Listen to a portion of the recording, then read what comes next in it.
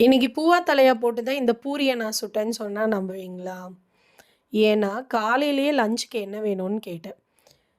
நான் சொன்னா நீ திட்டுவ. அதனால நம்ம ஒரு கேம் விளையாடலாம் அப்படின்னு சொன்னாரு. கேமா? என்ன கேமு? ஒரு காயின் எடுத்துட்டு வந்து, இதில பூ விழுந்தா நீ சொல்றத சமைச்சுரு. தலை விழுந்தா நான் என்ன கேட்குறேனோ அத தான் செஞ்சு தரணும்னு. எனக்கு ஒரு பக்கம் பயம் வேற. ஏதாவது வில்லங்கமா கேட்டு ரொம்ப நேரம் டைம் எடுக்கிற மாரி ஏதாவது சமைக்க வச்சுருவாப்புலையோ! சிம்பிளா தான் நம்ம செய்ற பழக்கமாச்சே அப்படின்னு. அதுக்கப்புறம் ஒரு டாஸ்க் போட்டா, கரெக்ட்டா அவங்க கேட்ட மாரி தலையும் விழுந்துருச்சு. சரி என்னதான் வேணும் அப்படின்னு கேட்டா, பூரியும் மசாலும் வேணுமாமா.